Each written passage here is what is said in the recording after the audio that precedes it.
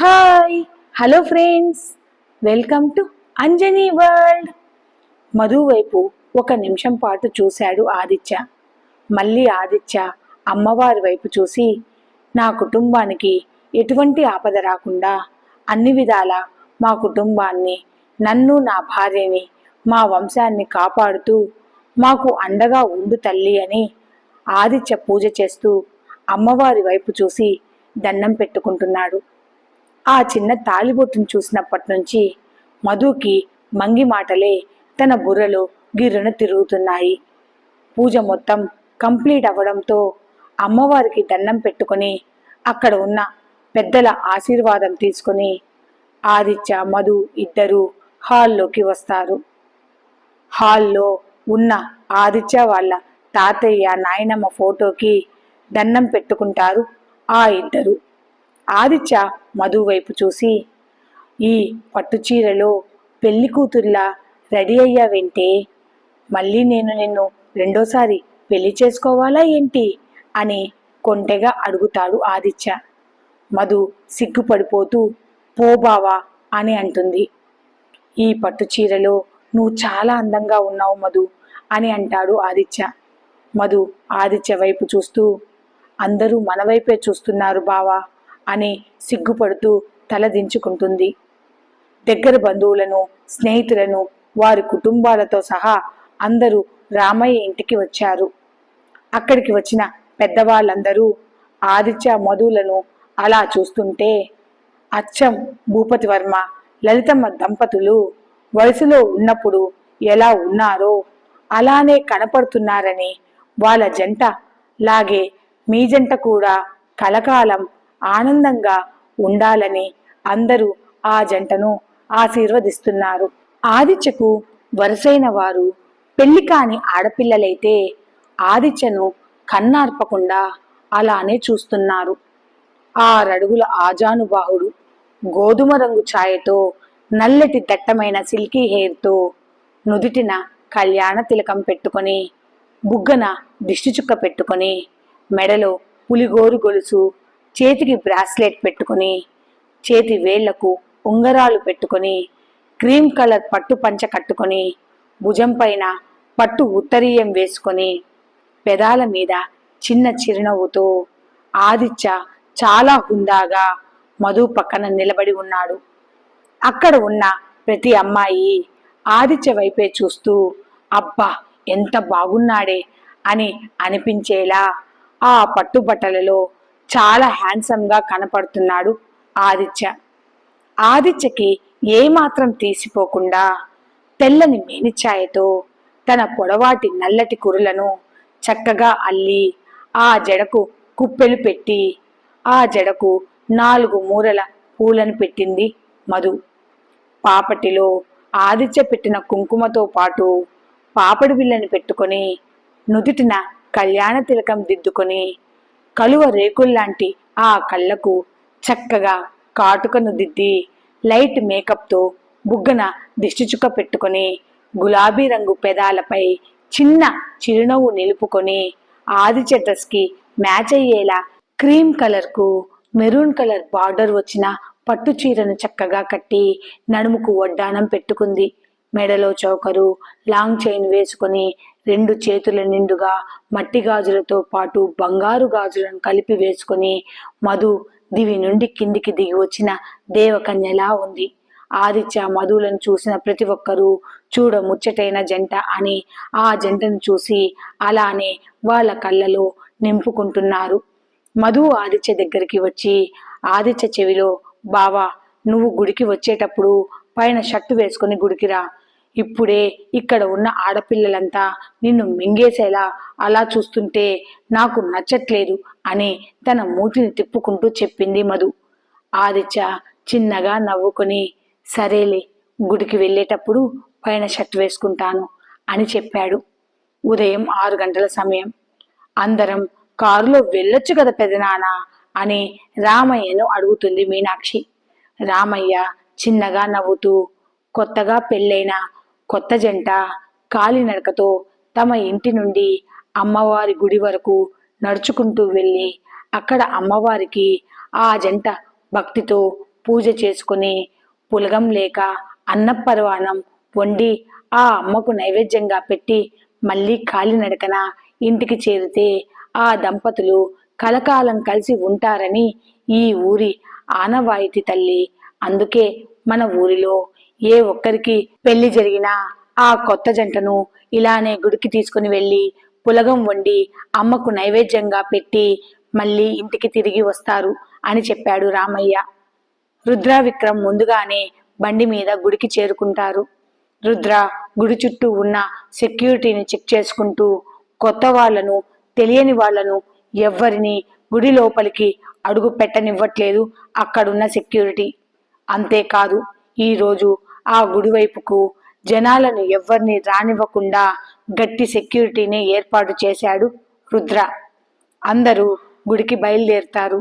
ముందుగా బాజా భజంత్రీలతో మధు, ఆదిత్య ఒకరి చెయ్యి ఒకరు పట్టుకొని ముందుకు నడుస్తూ ఉండగా వీళ్ళ వెనకాలే సుధాకర్, భార్గవి, మీనాక్షి, వసుధ, సంధ్య, లావణ్య, రాజా, చంద్ర, అలానే వాళ్ళ కుటుంబానికి చాలా ముఖ్యమైన బంధువులు, స్నేహితులు, వాళ్ళ పిల్లలు అందరూ కలిసి దాదాపు ఒక 20 మంది వరకు చేరి అందరూ గుడి వైపుకి నడుస్తున్నారు. రోడ్డు మీద ప్రతి ఒక్కరూ ఆదిత్య, మధులను అలా చూస్తుంటే భూపత్ వర్మ, లలితమ్మ వయసులో ఉన్నప్పుడు ఎలా ఉన్నారో అలానే ఉన్నారని చూసిన ప్రతి ఒక్కరూ అనుకుంటారు. రామయ్య ఇంటి నుండి అమ్మవారి గుడికి 1 కిలోమీటర్ దూరం ఉంటుంది. నాగేంద్ర తన కారులో రామయ్య, భారతి, తులసి, ఆంజనేయులతో గుడికి బయలుదేరుతాడు. అందరికన్నా ముందే నాగేంద్ర, రామయ్య, ఆంజనేయులు, తులసి, భారతి గుడికి చేరుకుంటారు. తులసి భారతితో, అక్కయ్య, ఈరోజు గుడికి జనాలు ఎవరూ రాలేదే, గుడి దగ్గర ఉన్న షాపులన్నీ క్లోజ్ అయి ఉన్నాయి ఎందుకు అని అనుకుంటూ ముందుకు వెళ్ళి చూస్తే ఆ గుడి చుట్టూ పోలీసులు, మరికొంతమంది కాపలాదారులు ఉన్నారు. తులసి, భారతి ఇద్దరూ ఆశ్చర్యంగా గుడివైపు చూస్తూ గుడి లోపలికి అడుగుపెట్టారు.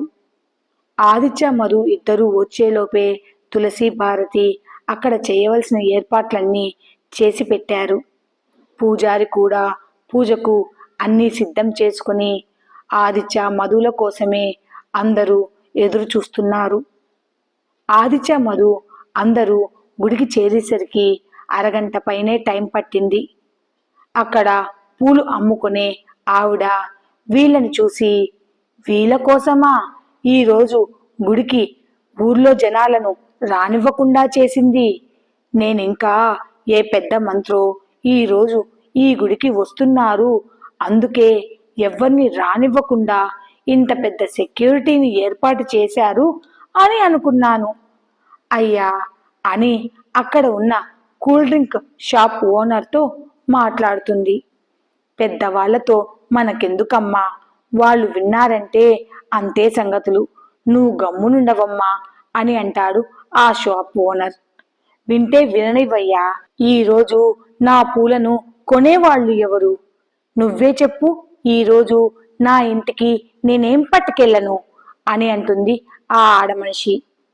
ఇంటి నుండి గుడి వరకు నడుచుకుంటూ వచ్చేసరికి వసుధకి, మీనాక్షికి, సంధ్యకి, లావణ్యకి చాలా దాహం వేసి లావణ్య, సంధ్య ఇద్దరు కూల్ డ్రింక్స్ తాగుదామని చుట్టూ చూశారు. ఒక్క షాపు తప్ప మిగిలిన షాపులన్నీ క్లోజ్లో ఉన్నాయి. ఓపెన్ చేసిన ఆ ఒక్క కూల్ డ్రింక్ షాప్ దగ్గరికి వెళ్ళారు ఈ ఇద్దరు. ఏం కావాలమ్మా మీకు అని ఆ షాప్ ఓనర్ అడగగా, ఒక థమ్స్అప్, ఒక లిమ్కా తాగడానికి ఇవ్వండి అని చెప్పి అక్కడున్న అందరి కోసం 2 లీటర్ల స్ప్రైట్, 2 లీటర్ల లిమ్కా, మరో 2 రకాల కూల్ డ్రింక్స్ని ఇవ్వమని చెప్పింది సంధ్య. ఈ ఇద్దరు అక్కడే కూర్చొని వాళ్ళు అడిగిన కూల్ డ్రింక్స్ని తీసుకుని తాగుతూ చుట్టూ ఉన్న పచ్చని పొలాలను చూస్తూ ఉదయాన్నే ఆ పొలాల నుంచి వచ్చే ఆ చల్లటి గాలిని ఆస్వాదిస్తున్నారు.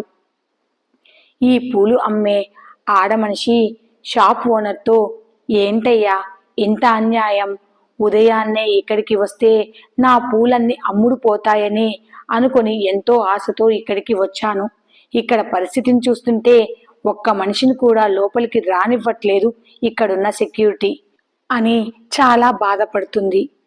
నీకు విషయం తెలిసి మాట్లాడుతున్నావో తెలియక మాట్లాడుతున్నావో నాకు అర్థం కావట్లేదు అని అంటాడు షాప్ ఓనర్. ఏంటయ్యా ఆ విషయం అని అడుగుతుంది పూలమ్మే ఆవిడ. నిన్న రాత్రి ఇక్కడ ఎంత పెద్ద గొడవ జరిగిందో నీకు తెలుసా? దానిని గొడవ అనే బదులు కనిపించిన వాడిని కనిపించినట్లే 30 మందిని ఊచకోత కోశారు ఆ ఇద్దరు. ఏంటయ్యా నువ్వు చెప్పేది అని ఆశ్చర్యంగా అడుగుతుంది. ఇక్కడ నిన్న రాత్రి 10:30 సమయంలో గుర్తు తెలియని కొంతమంది ఇక్కడికి వచ్చారు. వాళ్ళు ఒక్కొక్కరు బలిసిన దున్నపోతుల్లా చూడటానికి నర్రూప రాక్షసుల్లా ఉన్నారు. వాళ్ళంతా దాదాపు 30 మందికి పైగానే ఉంటారేమో. మేము ఇక్కడే నివసిస్తూ ఉంటాము కాబట్టి వారిలో కొంతమంది మా ఇంటి తలుపును కొట్టారు. వాళ్ళకి మేము భోజనం చేసి పెట్టాలట.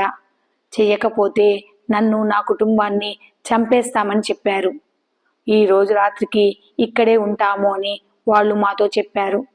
నేను నా భార్య ఇద్దరం పిల్లలము ఆ రాక్షసుల్లాంటి రౌడీలను చూసి చాలా భయపడిపోయాము. పక్కనే ఉన్న పూజారి ఇంటికి కూడా వెళ్ళి ఇలానే బెదిరించారట. ఆ రాక్షసులు ఇక్కడికి ఎందుకు వచ్చారో మాకు తెలియదు.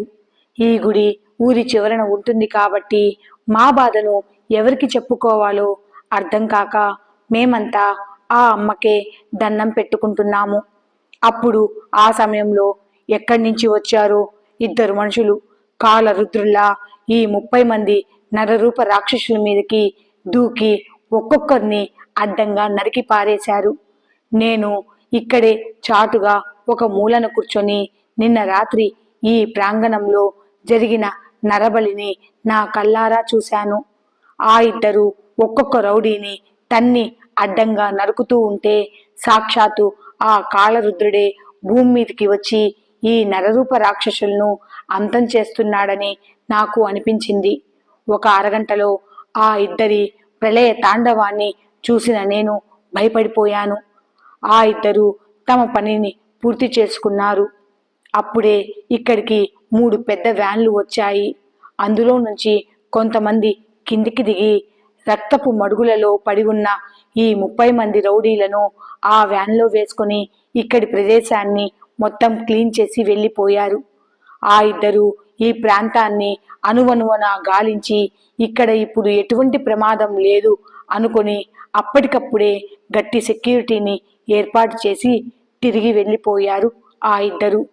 సమయానికి ఆ ఇద్దరు మనుషులు గనక రాకపోయి ఉంటే ఈరోజు ఉదయానికి మేము మాతో పాటు ఈ గుడి ప్రాంగణం మొత్తం వల్లకాడైపోయి ఉండేదేమో అని ఆ షాప్ ఓనర్ భయపడుతూ నిన్న రాత్రి తాను చూసినదంతా ఆ పూలు అమ్మే ఆడమనిషికి చెప్తూ వచ్చాడు. ఆ పూలమ్మే ఆవిడ అక్కడ పక్కనే బల్ల మీద కూర్చొని ఉన్న లావణ్య, సంధ్య వాళ్ళ కళ్ళను పెద్దవి చేసి ఆ షాప్ ఓనర్ చెప్పేదంతా వింటున్నారు. అవునా అయ్యా, తెలియక ఏదో వాగేశాను. ఈ రోజుకి నేను కూడా త్వరగానే ఇంటికి వెళ్ళిపోతాను. బతుకుంటే గంజినీళ్ళైనా తాగి బతకవచ్చు అని చెప్పి ఆవిడ కూడా అక్కడి నుండి వెళ్ళిపోబోతుంటే రాజా అక్కడికి వచ్చి ఆ బుట్ట పూలు ఎంత అమ్మా అని అడుగుతాడు. మొత్తం ఈ బుట్ట పూలు 2000 రూపాయలు బాబు అని చెప్పింది. సరే, ఆవిడ దగ్గర ఉన్న బుట్టలోని పూలను మొత్తం కొని ఆవిడ చేతిలో 3000 రూపాయలను పెట్టి లావణ్య, సంజల వైపు చూసి, ఎంతసేపే మీరు కూల్ డ్రింక్స్ తాగేది? అక్కడ అన్నయ్య మిమ్మల్ని పిలుస్తున్నాడు అని అంటూ లావణ్య, సంధ్య తీసుకున్న వాటికి ఇవ్వవలసిన డబ్బుల్ని కూడా షాప్ ఓనర్కి రాజానే ఇచ్చేశాడు. లావణ్య, సంధ్యలతో సహా రాజా గుడిలోకి వెళ్తారు. ఆ పూలమ్మే ఆవిడ, వీళ్ళు ఎవరో కాని బాబు, నా బాధను అర్థం చేసుకొని నాకు ఇంత సహాయం చేశారు. ఆ అమ్మవారు మిమ్మల్ని, మీ కుటుంబాన్ని చల్లగా చూడాలి అని ఆ పూలమ్మే ఆవిడ వాళ్ళను ఆశీర్వదించింది. రాజా ఆదిత్య దగ్గరికి వెళ్ళి, అన్నయ్య, నువ్వు చెప్పినట్లే ఈ పూలను మొత్తం కొనేశాను. సరే, ఈ పూలను పెద్దమ్మ చేతిలో పెట్టు అని అంటాడు ఆదిత్య. ఆలయం లోపల గర్భగుడిలో ఉన్న అమ్మవారి ముందర ఆదిత్య మధులను కూర్చోబెట్టి వాళ్ళ చేత ఆ అమ్మవారికి పూజ చేయిస్తున్నాడు అక్కడ ఉన్న ప్రధాన పూజారి. ఇక్కడ ఆంజనేయుల ఇంట్లో పొద్దున్నే 7 గంటలకు నిద్రలేచిన కృష్ణకి పక్కనే భాస్కర్ ల్యాప్టాప్లో తన వర్క్ చేసుకుంటూ కనిపించాడు. బావా, నిన్న రాత్రి నుంచి ఇప్పటిదాకా వర్క్ చేస్తూనే ఉన్నావా? పడుకుని నిద్రపోలేదా అని అడుగుతుంది. భాస్కర్ కృష్ణ వైపు చూసి, నేను అరగంట ముందే నిద్రలేచాను కృష్ణ. చూడు కృష్ణ, ఈరోజు నాకు చాలా ముఖ్యమైన పని ఉంది. నువ్వు నన్ను అసలు డిస్టర్బ్ చేయకు అని అంటాడు. కృష్ణ తన మనసులో, బావ చేసేది బట్టల బిజినెస్ కదా, ఆ బట్టల బిజినెస్లో కూడా ఇంత హెవీ వర్క్ ఉంటుందా అని తన మనసులో అనుకుంటూ తాను ఫ్రెష్ అయి బయటికి వచ్చి భాస్కర్ ముందర కూర్చుంటుంది. భాస్కర్ కృష్ణ వైపు చూసి, కింద డైనింగ్ హాల్లో ఫ్రిడ్జ్లో దోసపిండి ఉంది. నువ్వు తలారా స్నానం చేస్తే వంటగదిలోకి వెళ్ళవచ్చు అని అమ్మ చెప్పింది. పల్లీ చట్నీ అయితే దోశలోకి చాలా బాగుంటుంది కృష్ణ. నువ్వు ముందుగా తలారా స్నానం చేసి నీకు నాకు ఇద్దరికి దోశలు పోసి ఉంచు. ఆలోపు నేను కూడా ఫ్రెష్ అయి వస్తాను. ఇద్దరం కలిసి టిఫిన్ చేద్దాము అని అంటాడు భాస్కర్. కృష్ణ తన తలను గుండ్రంగా ఊపుతుంది. కొత్తగా వర్క్ నేర్చుకునే హడావుడిలో కృష్ణకి వంట రాదు అనే విషయం పూర్తిగా మర్చిపోయాడు మన భాస్కర్. ఈ స్టోరీ అప్డేట్ కనుక మీకు నచ్చినట్లయితే please like, share and subscribe. Thanks for watching. కొంచెం సబ్స్క్రైబ్ చేసుకోండి ప్లీజ్.